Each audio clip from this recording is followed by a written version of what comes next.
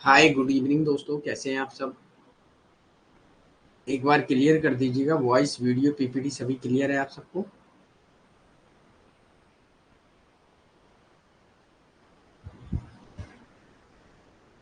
Hello जो है, good evening. Good evening Puja, Radhe Radhe Guddu. Good evening Karishma. I am fine जो है। वॉइस वीडियो सभी को क्लियर है ना। चल, तो सभी लोग जल्दी से ज्वाइन कर लेंगे और जो भी न्यू स्टूडेंट होंगे वो भी ज्वाइन कर लेंगे। ओके, जिन्होंने आज या कल में कोर्स परचेज किया हो और वो भी ज्वाइन कर लें समय से। तो आज हम लोगों को, जैसे कि आपको sir, I am fine Karishma and you, और आप कैसे हैं। Yes yes. हाँ, सेम मेरा ही कॉपी कर दिया है ना करिश्मा। चलिए अच्छा, गुड इवनिंग विश्वजीत, है ना।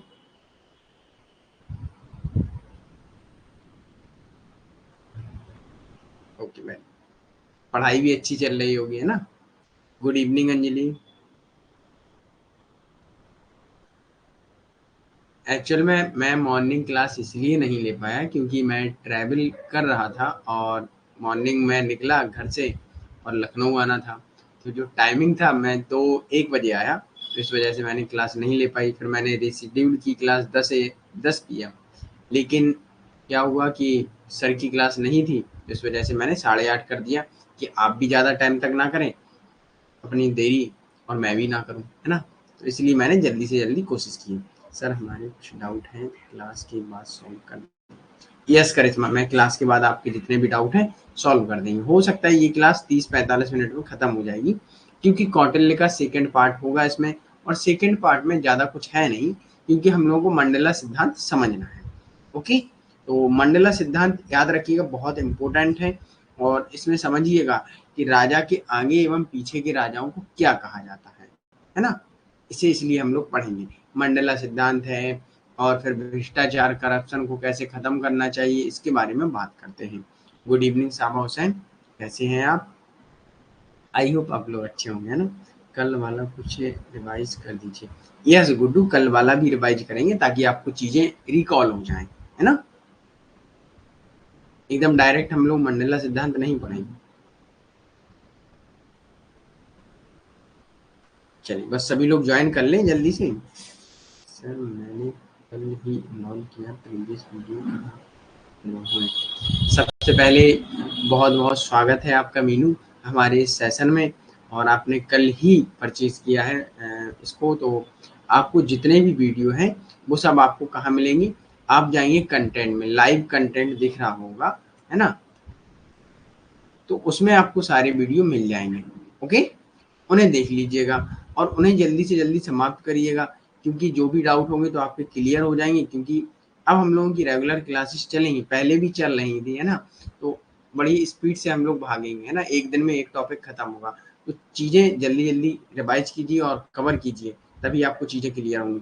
और दूसरी बात याद रखिएगा मीनू, कि आप जो भी क्लास करें वो पहले लाइव वाली भी करें, और जो आपकी प्रीवियस क्लासेस हैं उनको भी आप देखते चलें।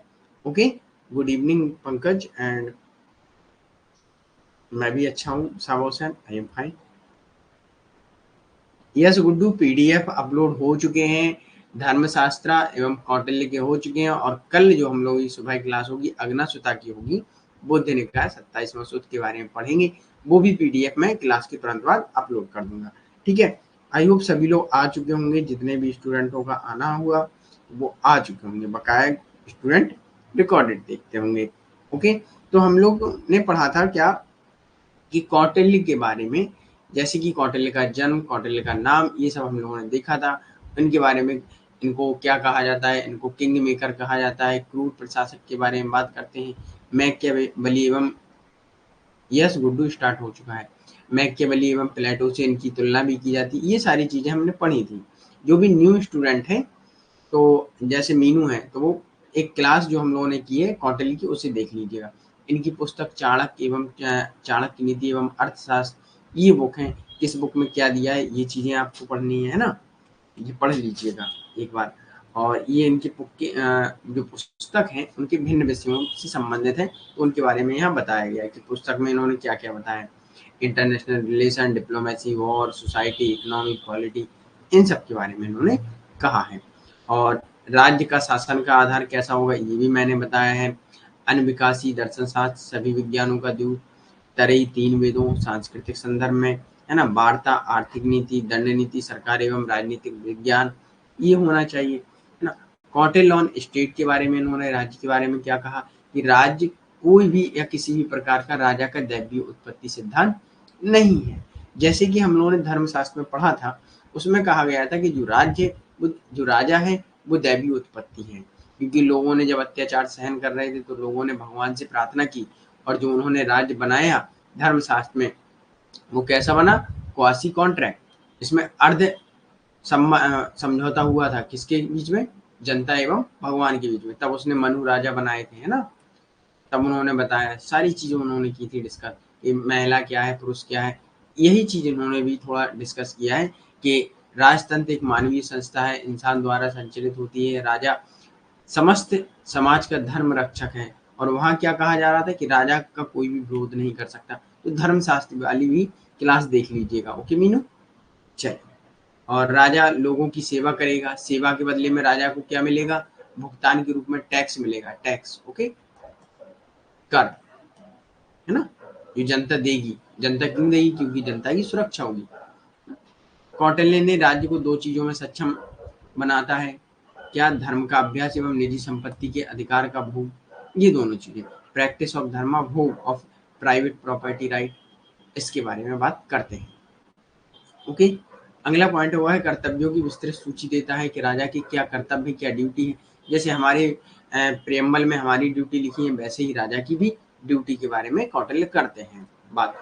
क्या है, प्रोटेक्शन, राजा सुरक्षा देगा, जैसे कि हमारे पीएम मोदी या जो भी गवर्नमेंट में रहता है वो जनता को क्या देता है, संरक्षण, प्रोटेक्शन देता है कि भाई आपकी रक्षा हम करेंगे, और रक्षा के बदले क्या लेंगे, टैक्स लेता है। साबोसन सभी की वीडियो रुक रही है, सिर्फ मेरी। साबोसन यहाँ से क्लियर है, ओके, आपका नेटवर्क समाप्त हो चुका है। चलिए, और अगला पालना, अर्थात पर्यावरण को एक अच्छा सा बनाए रखना, ये चीजें हैं, ओके। तो राजा की तीन जगह से शक्ति प्राप्त होती है, वो तीन जगह कौन कौन सी हैं, तो एक है प्रभु सत्ता, जिसमें सेना एवं कोष, इसके बारे में भी मैंने आपको बताया है ना।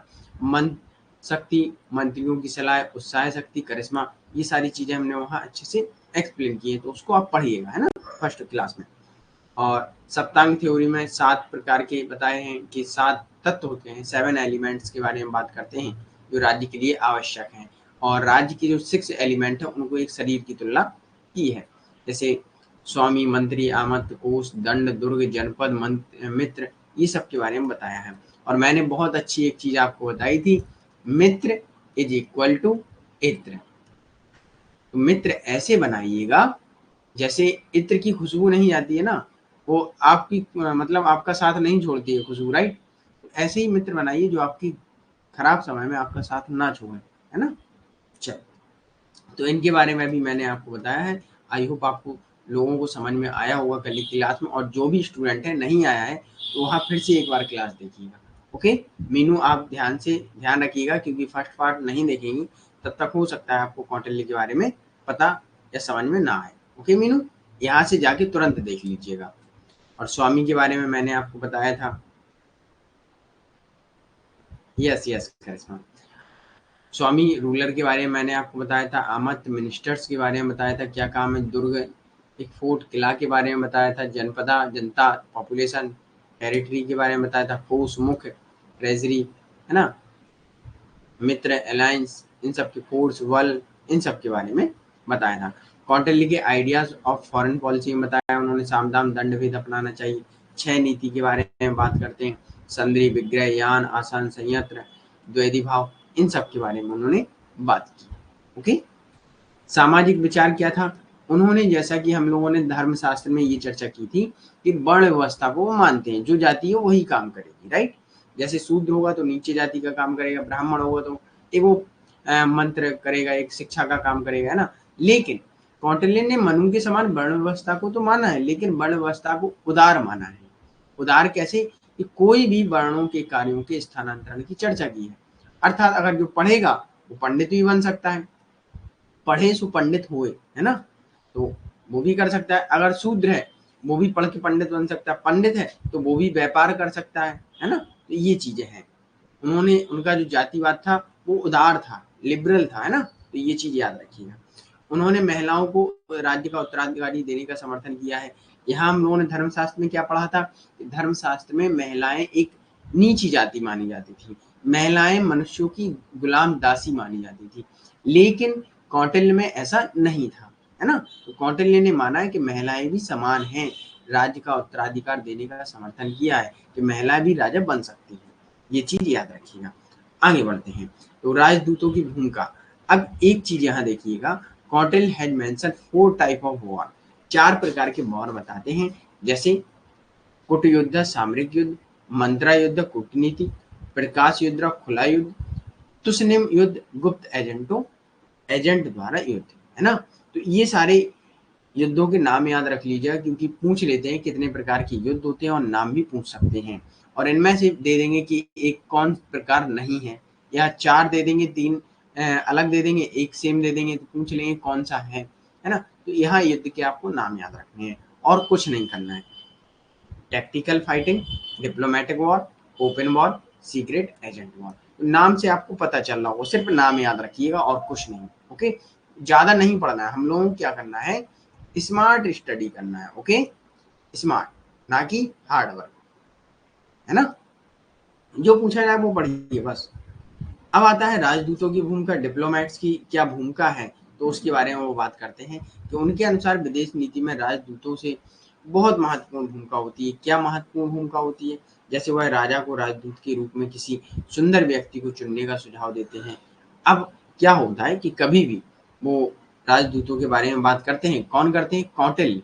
कौटिल्य राजा को सलाह देते हैं। मैंने आपको स्टार्टिंग में ही बताया था कि कौटिल्य को एक क्या माना जाता है, राजा निर्माण करना, है ना, एक किंग मेकर माना जाता है। तो कभी कभी पूछ लेते हैं किंग मेकर किसे कहा जाता है, तो कौटिल्य को कहा जाता है। वो राजा से कहते हैं कि भाई आप जो भी डिप्लोमेट्स चुने, राजदूत जो भी चुने, तो वो कैसा होना चाहिए, सुंदर होना चाहिए। सुंदर क्यों होना चाहिए, क्योंकि सुंदर लोगों की बातों पर जल्दी विश्वास होता है ना, चाहे मेल हो चाहे फीमेल हो। तो वो कहते हैं सुंदर व्यक्ति को चुनिएगा, है ना। ओके, अगला पॉइंट, वो 4 टाइप के विक्ट्रीज के बारे में बात करते हैं, जैसे धर्म विजय अर्थात धार्मिक विजय, लोहा विजय, अधिग्रहण विजय, असुर विजय, राक्षसी अनुचित। तो ये 3 विक्ट्री विजय के बारे में याद रख लीजिएगा। ओके, कौन सी, धर्म की विजय, लोहा विजय, है ना, अधिग्रहण किसी चीज को जीत लेना, अपने अंडर रख लेना, है ना, असुर विजय एक राक्षस की तरह सबको जीत लेना, अनुचित रूप से विजय मतलब धोखे से विजय करना, ठीक है, एक लोभ देकर, है ना, एक धर्म के अनुसार मतलब जो भी आपके रूल्स हैं युद्ध में उनको। तो 3 प्रकार की वो उन्होंने एक विजय बताई कि आप एक अच्छे प्रकार से धर्म की तरह जो नियम कानून है युद्ध के उनसे, और एक लोभ देकर, है ना, लोभ में लोगों को जो भी सेना है उनको लोभ देकर आप युद्ध जीत लें, और एक असुर होता है अर्थात अनुचित रूप से विजय प्राप्त करना। ओके, यहाँ तक क्लियर है सभी को, एक बार थम्स अप दीजिए। और यहाँ तक अगर आप सबको क्लियर है तो अच्छा है, फिर हम आगे बढ़ेंगे। नहीं है क्लियर तो फिर से रिपीट करेंगे, है ना, जो चीजें आपको समझ में आए। मीनू आपको क्लियर है सारी चीजें, okay very good, Guddu, Anjali, Karishma, okay very good. Meenu आपको क्लियर है,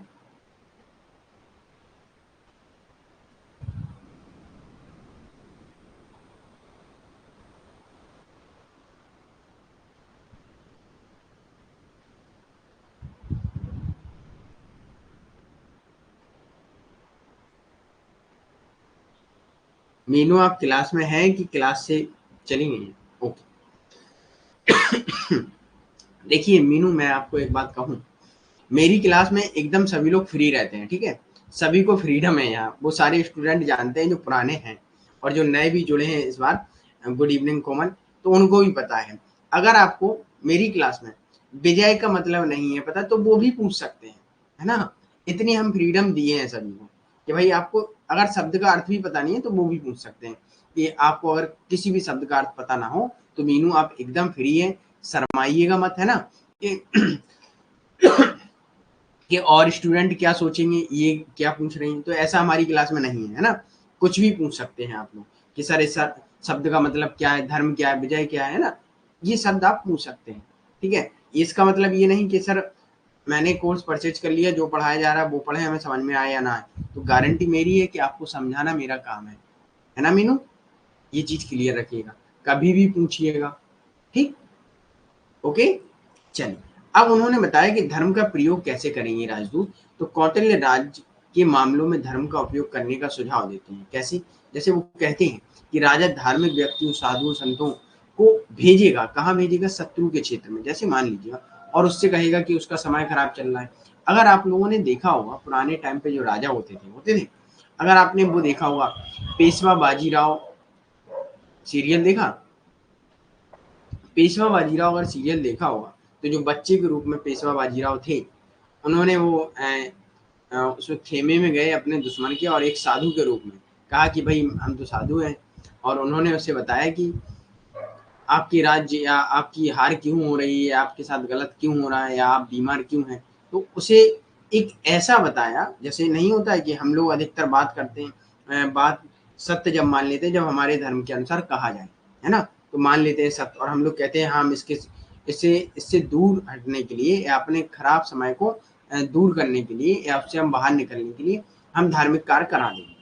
तो इसीलिए उन्होंने कहा कि आप दुश्मन के खेमे में, दुश्मन के एरिए में आप किसी साधु को भेजिएगा, और उससे कहिएगा कि राजा आपका समय खराब चल रहा है, आपको ये कराना चाहिए, वो कराना चाहिए, और राजा के मन पर आप वार कीजिएगा, है ना, मनोवैज्ञानिक रूप से उसे कमजोर कीजिएगा, ओके, मेंटल टॉर्चर कीजिएगा, ठीक है, साइकोलॉजिकल, साधु भेजकर आप साइकोलॉजिकल टॉर्चर करेंगे तो वो ऑटोमेटिक कमजोर हो जाएगा, और वो कमजोर हो जाएगा और उसी टाइम आप युद्ध कर दीजिएगा, नहीं तो वो पहली तो बात पहले मेंटली कमजोर हो जाएगा, है ना, और आपको युद्ध भी नहीं करना पड़ेगा, तो वो फिर अपनी समस्याओं में जूझ जाएंगे, राइट, तो इससे ऑटोमेटिक आपकी जीत हो जाएगी, है ना। ये चीज क्लियर सभी को, यहाँ तक क्लियर?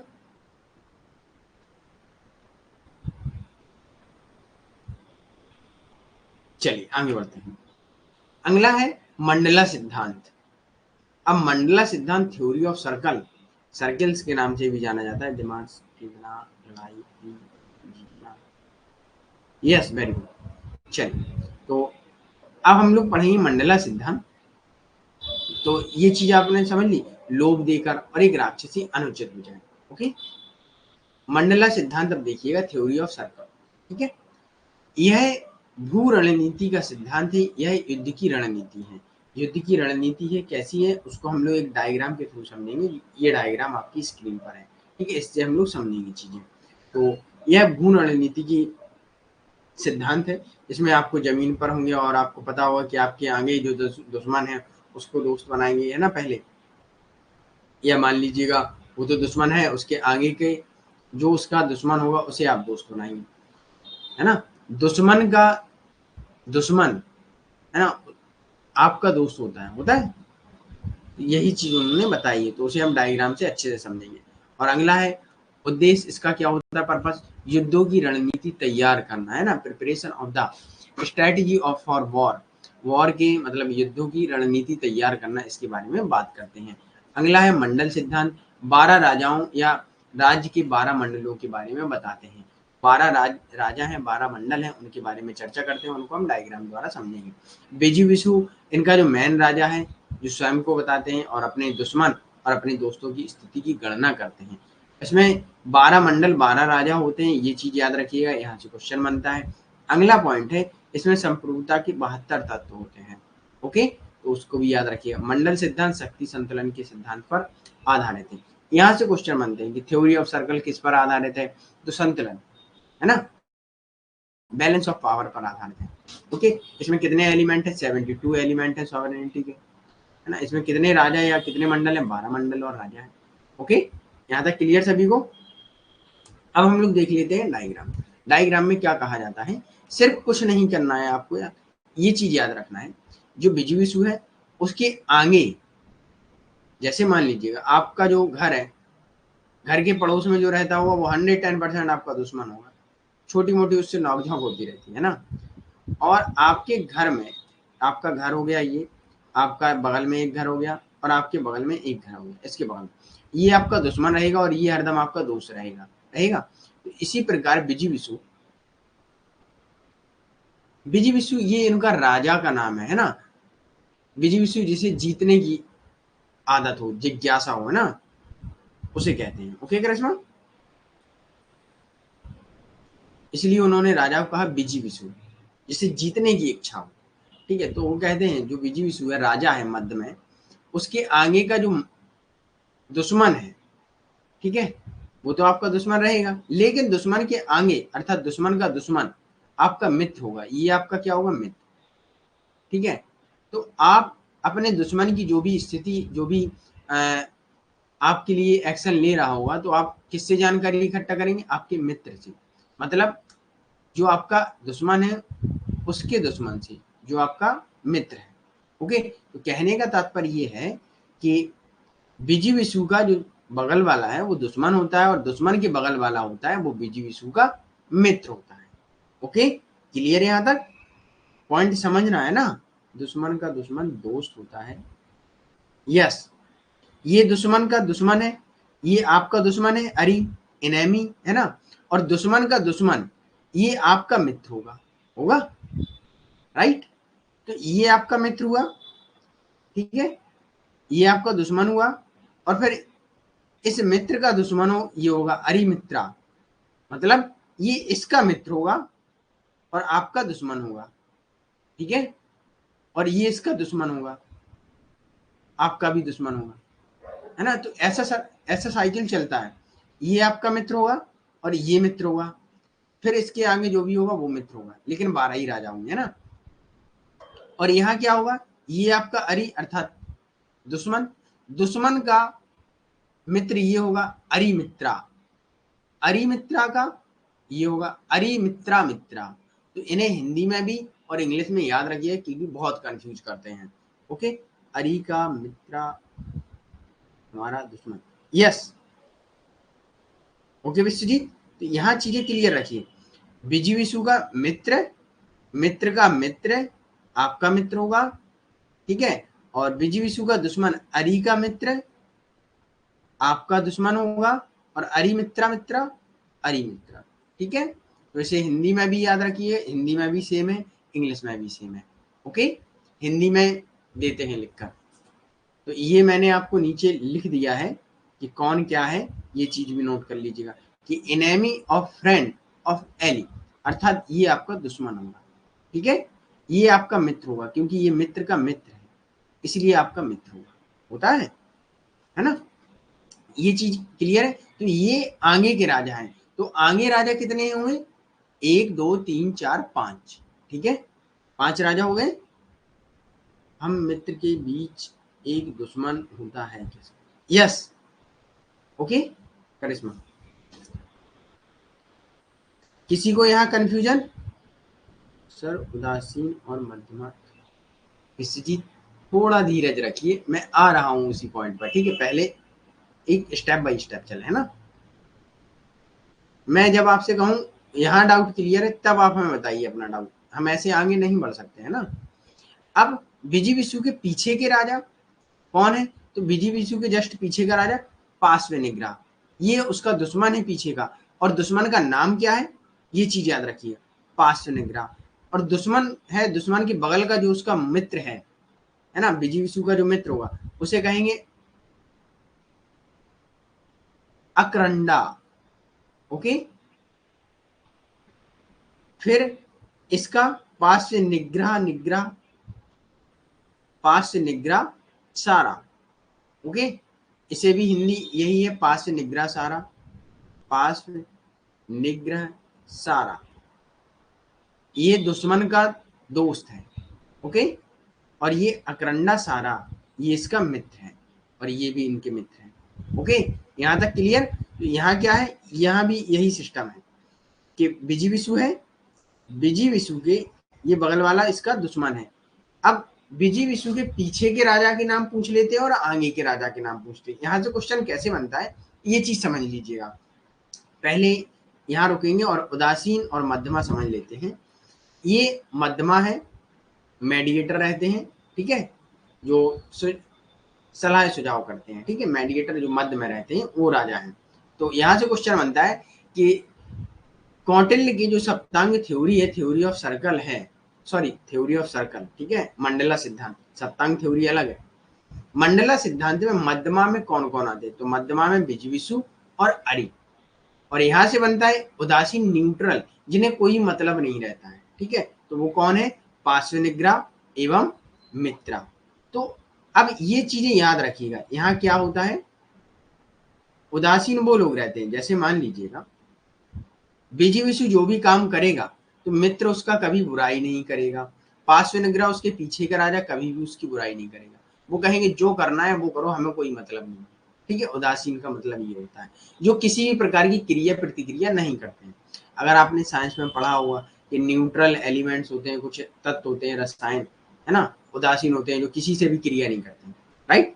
ऐसे ही राजा होते हैं, वो कहते हैं विजिविसु को जो भी करना है वो करें, मध्य में ये लोग हैं, कुछ भी करें हमें कोई मतलब नहीं, हम तो न्यूट्रल हैं भाई, है ना। क्लियर है यहाँ तक। नीचे वाले रिपीट कर दीजिए। ओके, नीचे वाले राजा को रिपीट कर देते हैं।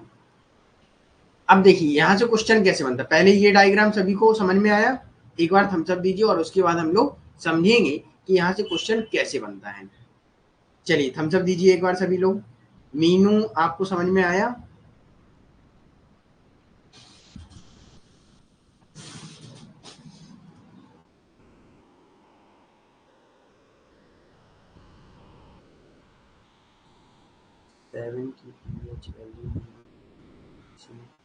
यस करिश्मा, चलिए ओके, वेरी गुड सुमित्रा। अरे सुमित्रा आप भी हैं क्लास में, चलिए कोई बात नहीं, है ना, मुझे पता नहीं था कौन कौन आया है ना। चलिए अब देख लेते हैं क्वेश्चन यहाँ से कैसे बनता है। पूछ लेगा कि कौटिल्य द्वारा दी गई मंडला सिद्धांत थ्योरी में विजिविसु का आगे का मित्र क्या होता है, तो मित्र मित्र, ओके। अब पूछ लेगा कि विजिविसु के आगे कितने मित्र हैं और कितने दुश्मन हैं, तो याद रखिएगा एक मित्र, दो मित्र होंगे और 3 दुश्मन होंगे। क्लियर, ठीक है। अब पूछ लेगा क्या नाम है, तो विजिविसु के आगे का जो मित्र है उसका नाम क्या है, तो उसे मित्र को मित्र ही कहेंगे। और मित्र पूछ लेंगे कि विजिविसु के मित्र को मित्र क्या होगा, तो वो मित्र मित्र होगा, ओके। और पूछ लेंगे कि उसके अरि दुश्मन क्या होंगे, तो दुश्मन को क्या कहेंगे, तो अरि कहते हैं, ओके।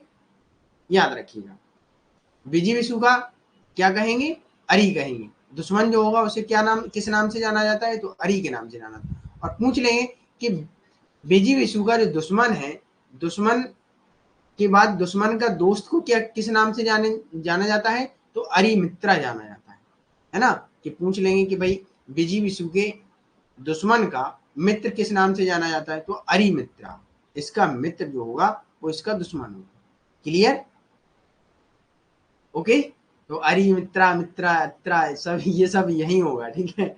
जितना भी करना है आपको मित्र इत्र सब कर लीजिएगा यही, है ना। याद रखिएगा लेकिन समझ लीजिएगा कॉन्सेप्ट, ओके, क्योंकि समझना बहुत इंपॉर्टेंट है। ओके सुमित्रा, हंसने से कुछ काम नहीं चलेगा क्योंकि यहाँ इत्र मित्र सब होता है, ठीक है। चलिए अब अगला पॉइंट है विजिविसु। विजिविसु के पीछे के राजा का नाम पूछ लेते हैं, क्या है पीछे के जो रियर एनेमी है, पीछे का जो दुश्मन है विजिविसु का, उसे क्या कहते हैं, पार्श्व निग्रह, ओके, पार्श्व निग्रह। क्लियर, और उसका पीछे का मित्र क्या कहेंगे, अक्रंडा, ओके। और अकरंडा के पीछे का राजा कौन होगा पूछ लेंगे, तो पार्श्व निग्रह सारा, ओके। याद रखिएगा जो क्या होगा, दुश्मन होगा, ठीक है। और पूछ लेंगे कि पार्श्व निग्रह सारा के पीछे का राजा कौन होगा, तो अकरंडा सारा, दुश्मन का दोस्त, है ना। क्लियर है यहाँ तक सभी को। तो इनके पीछे कितने दुश्मन है? 1 2। दोस्त कितने हैं? 2। क्लियर? यहाँ तक सभी को क्लियर है भाई? एक बार थम्स अप दीजिए और आगे बढ़ेंगे हम लोग।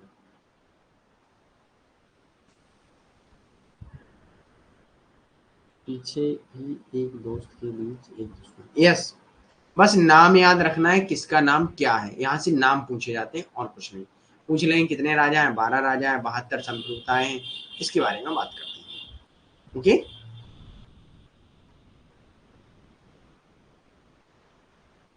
चलिए आगे बढ़ते हैं। अब वो बताते हैं कि मंडला थ्योरी का थोड़ा डिस्क्रिप्शन एक संक्षेप में समझाने की कोशिश करते हैं, व्याख्या करते हैं। नमस्ते सोनिया, लेट हो गए हैं अब। यस सुमित्रा।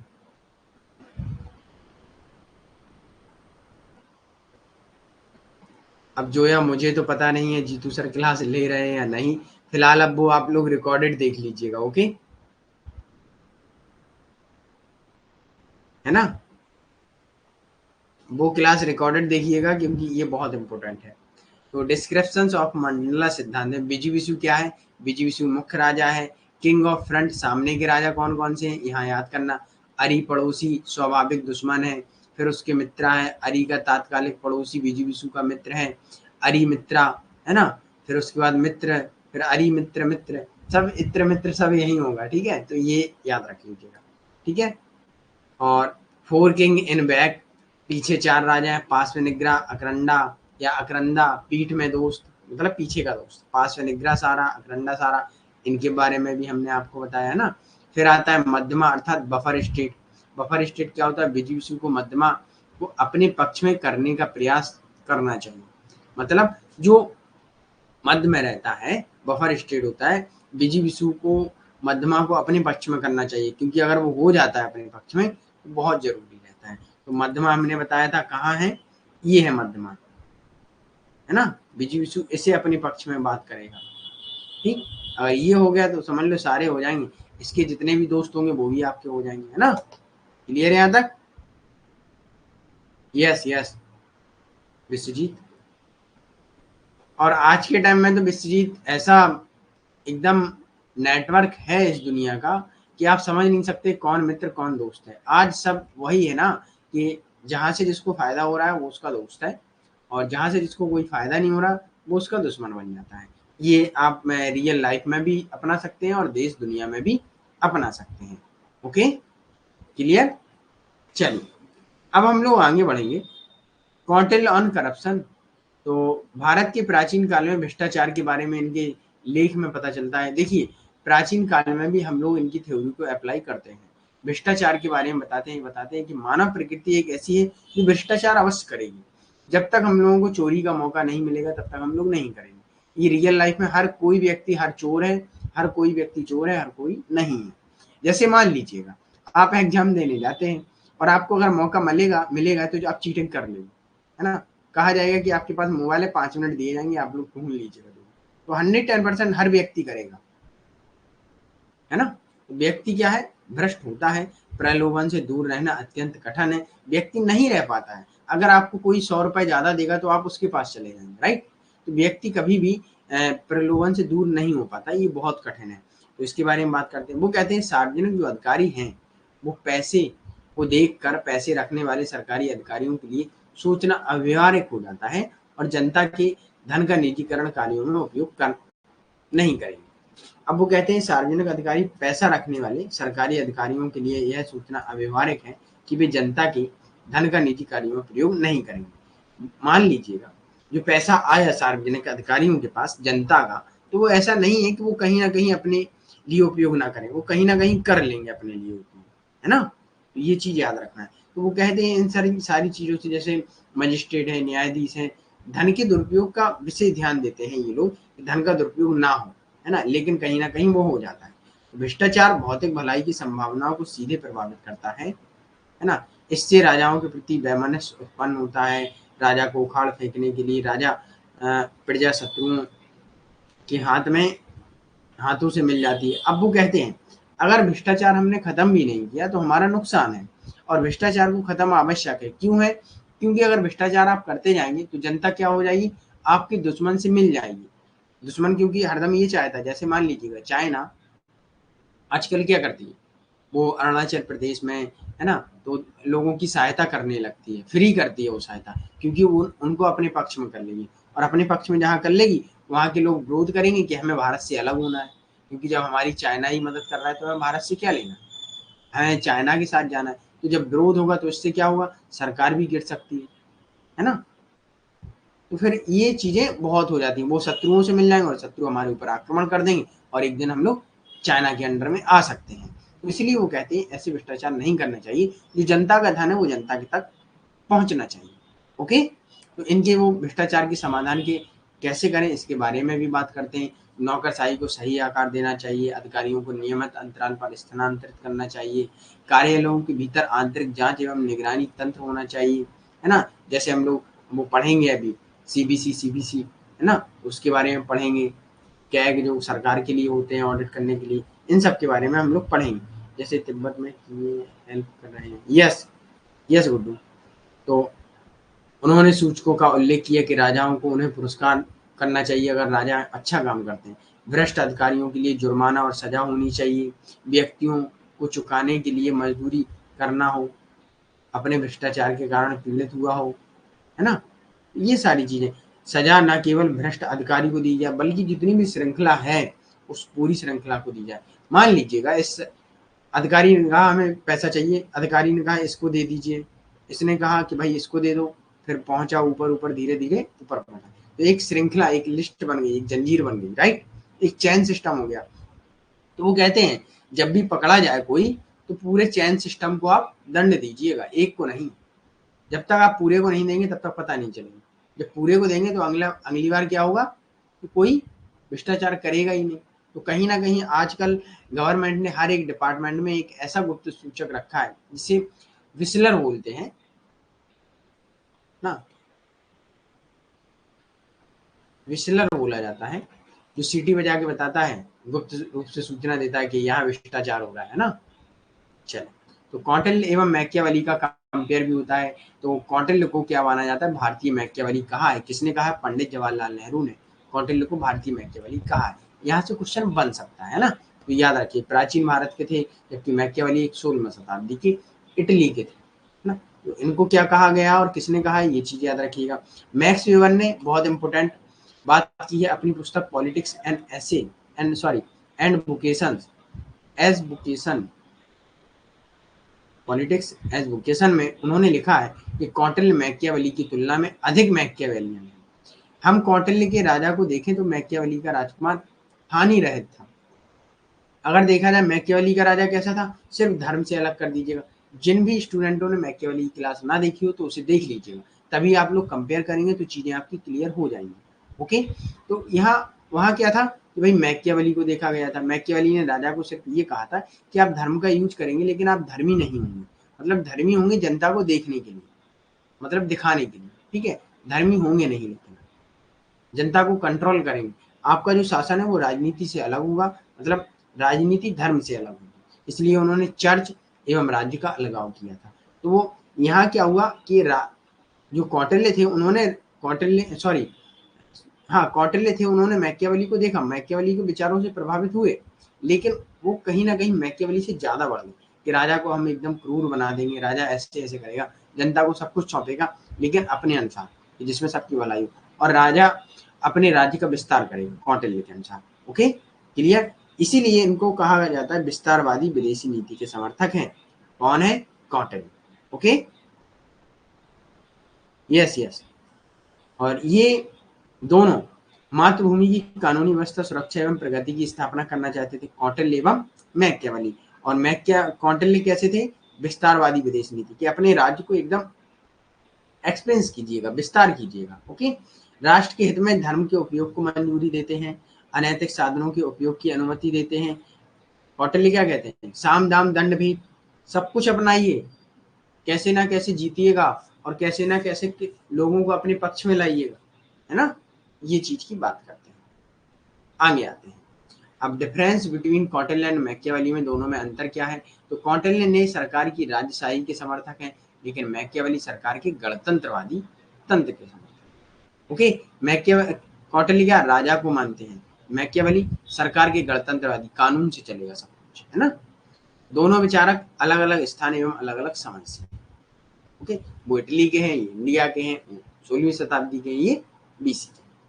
इनके कुछ इंपोर्टेंट कथन कोट्स देख लीजिएगा। तीरंदाज द्वारा छोड़ा गया तीर एक व्यक्ति को मार सकता है, और नहीं मार सकता, लेकिन कहीं ना कहीं एक बुद्धिमान व्यक्ति द्वारा बनाई गई रणनीति एक शिशु को गर्भ में भी मार सकता है ना। ये बहुत बड़ी बात की थी उन्होंने कि एक तीरंदाज व्यक्ति कम सक्षम है एक बुद्धिमान व्यक्ति की अपेक्षा, क्योंकि तीरंदाज एक अपने तीर के वार से व्यक्ति को मार भी सकता है, शिकार को, और नहीं भी मार सकता है।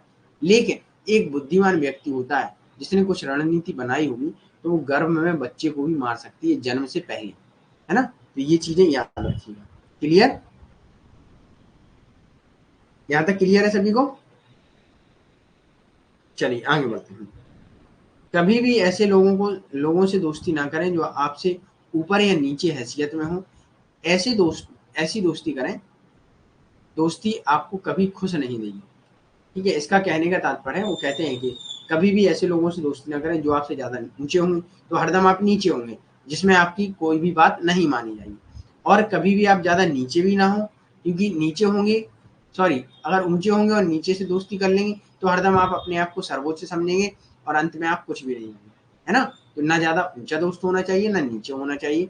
ये आपको कभी भी खुश नहीं देंगे। अगर ऊपर होगा तो आपको परमानेंट बात माननी होगी उसकी, और अगर आप ऊपर होंगे तो उसको माननी पड़ेगी, है ना। तो ये चीज याद रखिएगा दोनों। क्लियर है यहाँ तक?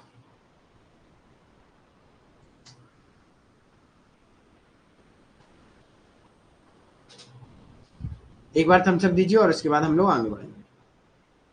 चलिए, हर पड़ोसी राज्य दुश्मन है, और दुश्मन का दुश्मन आपका दोस्त होगा, है ना।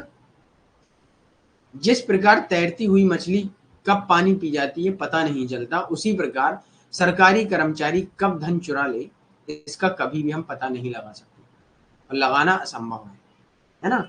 शिक्षा सबसे अच्छी मित्र है। शिक्षित व्यक्ति का हर जगह सम्मान होता है। शिक्षा सुंदरता और यौवन को हरा देती है। जब आप शिक्षित होते हैं तो सुंदरता एवं आपकी जवानी को भी हरा सकती है ना। तो इसलिए कहा जाता है शिक्षा बहुत इंपॉर्टेंट है। Okay, clear. तो अब किसी भी स्टूडेंट का कोई भी डाउट हो तो बताइएगा। यहाँ तक मेरे लेक्चर को समाप्त है मेरी तरफ से। अब आपका जो भी डाउट हो तो बताइएगा, है ना। कई स्टूडेंटों का कि सर मुझे कुछ पूछना था, तो कौन था विश्वजीत थी, कौन था, करिश्मा शायद आप थी, है ना। तो पूछ लीजिएगा, और जो भी स्टूडेंट का कोई भी डाउट हो तो बताइएगा। और बाकी मेरी तरफ से आप लोग क्लास अगली ज्वाइन करने जा सकते हैं। ठीक है, thank you for today session watch and most welcome.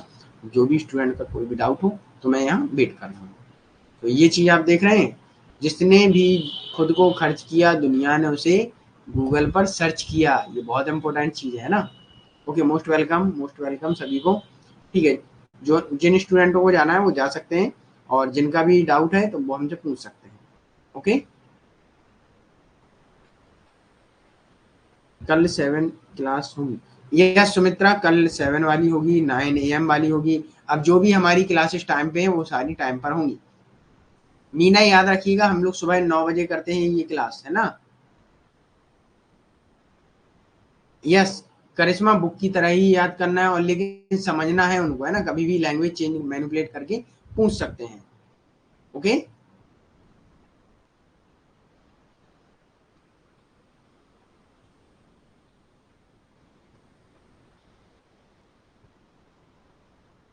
Okay, most welcome. चलिए, किसी भी स्टूडेंट का कोई डाउट नहीं है क्या?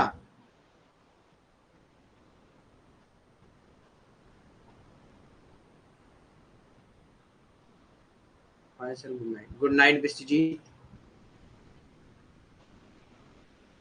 चलिए, जीतू सर की क्लास आप बता रहे हैं स्टार्ट हो गई है, तो ज्वाइन कर लीजिएगा।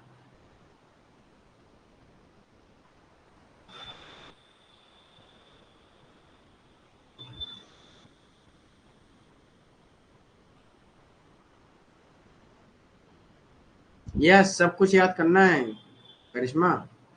Okay, good night Sonia.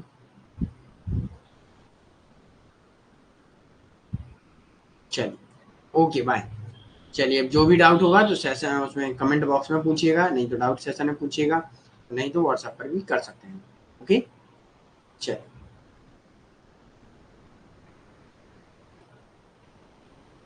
Aristotle के अनुसार व्यक्ति सामाजिक प्राणी है। यस करिश्मा, व्यक्ति सामाजिक प्राणी है, राजनैतिक भी है ना? राजनैतिक है, राजनैतिक। ओके करिश्मा।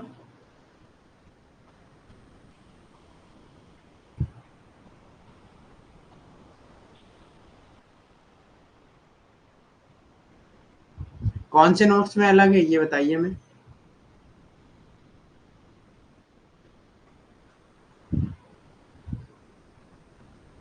राजनैतिक है तभी तो उनको राजनीतिक विज्ञानी बोला जाता है ना, राजनीतिक विज्ञान के पिता, political science. Okay, most welcome. चलिए।